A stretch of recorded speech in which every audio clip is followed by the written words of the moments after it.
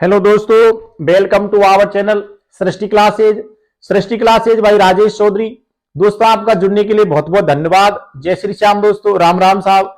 दोस्तों आज हम बात करने वाले हैं एक बहुत ही महत्वपूर्ण सूचना को लेकर। जी हाँ दोस्तों, आपके मन में कहीं ना कहीं ये प्रश्न अभी भी बैठा हुआ है कि रीट परीक्षा का पैटर्न क्या रहेगा। 2024 में रीट आयोजित होती है तो उसका पैटर्न क्या रहेगा साहब।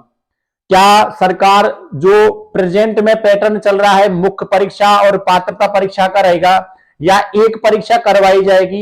ये जो आपके मन में कहीं ना कहीं एक बड़ा क्वेश्चन है, तो दोस्तों इसका मैं यहां पर आपके सामने कुछ ना कुछ सॉल्यूशन लेकर आया हूं। तो आप वीडियो से एंड तक जुड़े रहें और जिन भी विद्यार्थियों ने अब तक हमारे चैनल को सब्सक्राइब नहीं किया है वो चैनल को सब्सक्राइब करें, बेल आइकन को जरूर प्रेस करें। दोस्तों मैं इसी प्रकार आपके सामने कुछ ना कुछ नई चीजें लेकर आता हूं। तो दोस्तों आपके मन में जो एक बड़ा सवाल है कि रीट एग्जाम का पैटर्न क्या हो सकता है।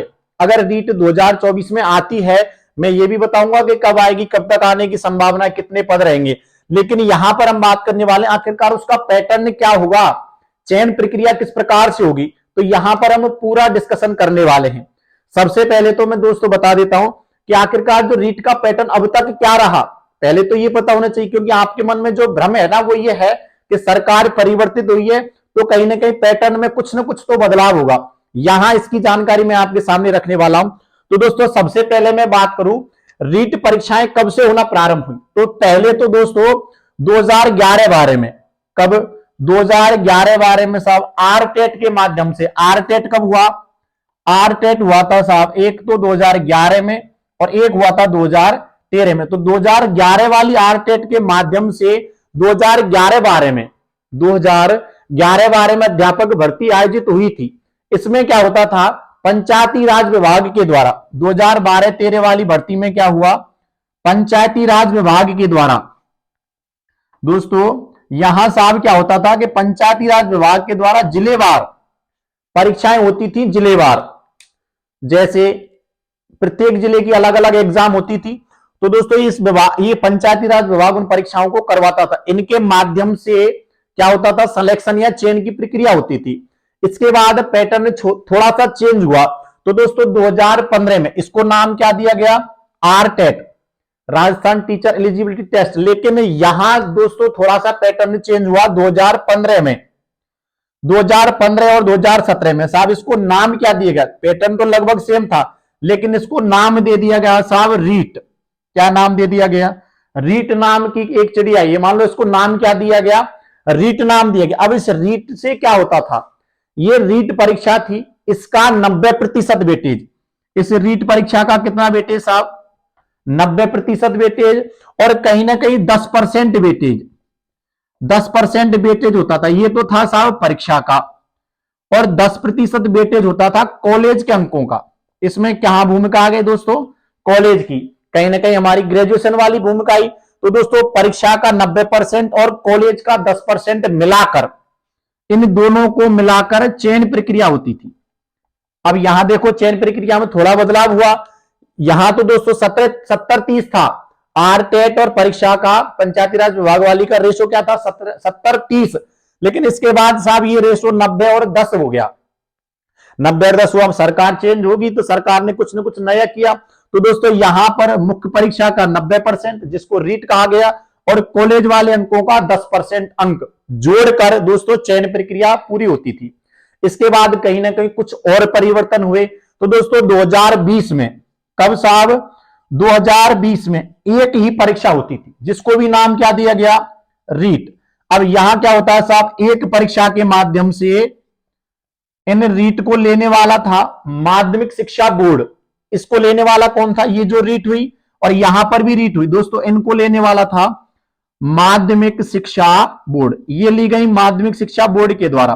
अब माध्यमिक शिक्षा बोर्ड के द्वारा अब एक ही परीक्षा से चयन होने लगा। माध्यमिक शिक्षा बोर्ड के द्वारा एक रीट ली 2020 में, उससे ही क्या हुई, चयन प्रक्रिया पूरी हुई। इसके बाद फिर चेंज हुआ पैटर्न। अब चेंज कब हुआ, जो लास्ट परीक्षा हुई, जो अध्यापक भर्ती परीक्षा 2022 थी, लेकिन परीक्षा कब हुई साहब, 2023 में पुनः फॉर्म स्टार्ट हुए, पुनः फॉर्म आए।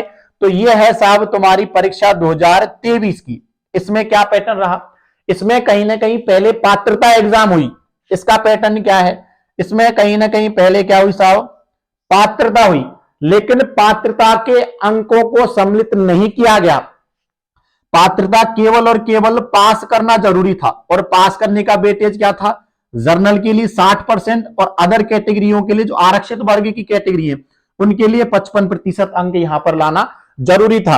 जो 60% जर्नल वाले और 55% आरक्षित वर्ग की कैटेगरी वाले अंक ले आए, ये पात्र माने गए। किसके लिए पात्र माने गए साहब, ये मुख्य परीक्षा के लिए पात्र माने गए। किसके लिए पात्र माने गए, मुख्य परीक्षा के लिए। अब जब इन्होंने मुख्य परीक्षा में पात्र मान लिया तो कहीं ना कहीं अब मुख्य परीक्षा आयोजित हुई थी।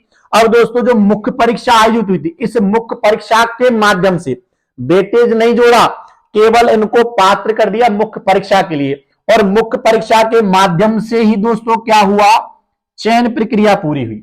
चयन प्रक्रिया क्या हुई, पूरी हुई। तो आपके मन में जो असमंजस है वो ये है, क्या साहब पहले पात्रता होगी इसके बाद मुख्य परीक्षा होगी, या जो पहले पैटर्न था कि 90% रीट का और 10% कॉलेज वाले अंकों का, क्या ये पैटर्न अप्लाई हो सकता है? क्या ऐसा हो सकता है केवल एक ही परीक्षा हो, उसी परीक्षा के पूरे अंक जोड़े जाएं? तो ये कहीं ना कहीं 3-4 पैटर्न अब तक यूज किए गए हैं। अब आपके मन में जो असमंजस है वो साहब यही है कि इन तीनों चारों पैटर्नों में से किस पैटर्न को माना जाएगा, क्योंकि सरकार चेंज हुई है तो निश्चित तौर पर आपके मन में जो सवाल है वो यही है कि क्या होगा, आखिरकार क्या होने, वही है कि हायराम मरे। आपके सामने यही स्थिति बनी हुई कि तैयारी आखिरकार कैसे करें, क्योंकि यदि मुख्य परीक्षा हुई तो जीके वाला पोर्शन कहीं ना कहीं जुड़कर ज्यादा आता है। जो सेकंड लेवल वाले हैं, यदि जीके या एसएससी है तब तो उनको जीके पढ़ना है, नहीं तो दोस्तों नहीं है तो पात्रता में तो जैसे साइंस मैथ वाले हैं, हिंदी वाले हैं, उनका तो जीके, लेकिन इंग्लिश वाले तो उनके जीके का कोई मतलब नहीं है। यदि पात्रता परीक्षा ही होती है तब तो दोस्तों यहां जीके वाला पोर्शन जो जुड़कर आए उससे दूर रहे, लेकिन अगर ये हो जाती है मुख्य परीक्षा तो कहीं ना कहीं जीके भी है, इसके बाद दोस्तों शैक्षिक परिदृश्य भी है, तो कुछ ना कुछ नई चीजें यहां जुड़ी हैं। तो अब हम आखिरकार सिलेबस को लेकर कंफ्यूजन में है कि किस प्रकार से पढ़ाई करें। तो दोस्तों एक चीज ध्यान में रख लो, हमेशा वर्तमान में जिया जाता है। किसमें जिया जाता है साहब, वर्तमान। भविष्य की प्लानिंग करो निश्चित है, लेकिन जीना तो वर्तमान में है। अभी परिस्थितियां किस प्रकार की हैं, अभी तो साहब ये पैटर्न है कि पात्रता होगी और इसके बाद मुख्य परीक्षा होगी। अभी के लिए आपको केवल और केवल ये मान के चलना है कि हम पात्रता की तैयारी करें, और यदि आपकी पात्रता की तैयारी भरपूर हो जाए तो किसकी करें, मुख्य परीक्षा की। क्योंकि यदि सरकार चेंज होती है तो बीजेपी के जो पहले पैटर्न था एक परीक्षा के माध्यम से और क्या पता कॉलेज वाले अंकों के माध्यम से, लेकिन ये वाला पैटर्न भी कहीं ना कहीं आपके मन में है, और दोस्तों एक परीक्षा वाला भी पैटर्न आपके मन में है, और कहीं ना कहीं मुख्य परीक्षा और पात्रता का पैटर्न भी आपके मन में है। तो अभी के लिए आपको केवल और केवल ये करना है, जो पात्रता परीक्षा का सिलेबस है, पात्रता परीक्षा का सिलेबस है उसकी भी मैं यहां जानकारी आपके सामने रख दूंगा, लेकिन जो पात्रता परीक्षा का सिलेबस है उसको आपको बिल्कुल कंप्लीट करके चलना है। यदि पात्रता परीक्षा का आपका सिलेबस कंप्लीट हो जाता है देन आफ्टर आपको दोस्तों ये मुख्य परीक्षा का जो सिलेबस है इसकी तरफ देखना है, लेकिन पहले तो आपको 100% इसको करके चलना है। तो आपके मन में कहीं ना कहीं जो भी असमंजस था तो इस वीडियो के माध्यम से थोड़ा तो कम हुआ होगा। अब मैं ये दोस्तों अभी स्थितियां कुछ भी साफ नहीं है, जैसे भर्ती आएगी उसका नोटिफिकेशन आएगा। अब दोस्तों एक और जानकारी चल रही है 34,000 पदों वाली, तो ये क्या है इसकी जानकारी मैं आपके सामने अगले वीडियो में रखने वाला हूं कि आखिरकार ये सच्चाई क्या है। लेकिन अभी तो हम ये मान के चलें कोई वैकेंसी नहीं है तो हम तैयारी कैसे करें, तो निश्चित मान लो कि आपको अभी तो केवल और केवल जो पात्रता परीक्षा का सिलेबस है, पात्रता परीक्षा का सिलेबस है, इस सिलेबस को केंद्रीय बिंदु रख के और कहीं ना कहीं इसकी ही तैयारी करनी है। जैसे ही आपका ये सिलेबस कंप्लीट हो जाता है आपको पूरा टाइम, अभी के लिए दोस्तों पूरा की पूरा टाइम मैं तो ये कह रहा हूं भैया पूरा 100% इसको कवर करके चलो। किसको, जो पात्रता परीक्षा का सिलेबस है अभी के लिए तो इसको कवर करके चलो। जैसे ही हमारा ये पूरा ढंग से कवर हो जाता है और फिर भी कोई वैकेंसी नहीं आती है तो हम मुख्य परीक्षा की तैयारी कर सकते हैं, लेकिन सबसे पहली प्रायोरिटी तो क्या होगी, पात्रता होगी।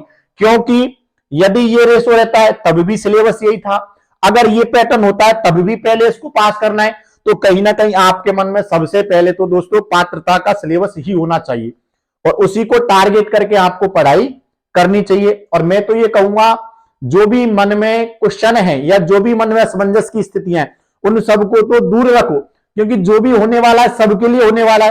कोई भी नियम या कोई भी पैटर्न जो अप्लाई होगा स्पेशल मेरे लिए तो होने वाला नहीं है, सबके लिए होगा। कुछ नया होगा तो सबके लिए होगा। तो कहीं ना कहीं मैं पुराने को पहले से प्रिपेयर होके चलूं। तो आपके लिए अभी तो दोस्तों पात्रता ही है, पात्रता को ढंग से कवर करके चलो, जितना भी सिलेबस है उसको ढंग से कवर करके चलो।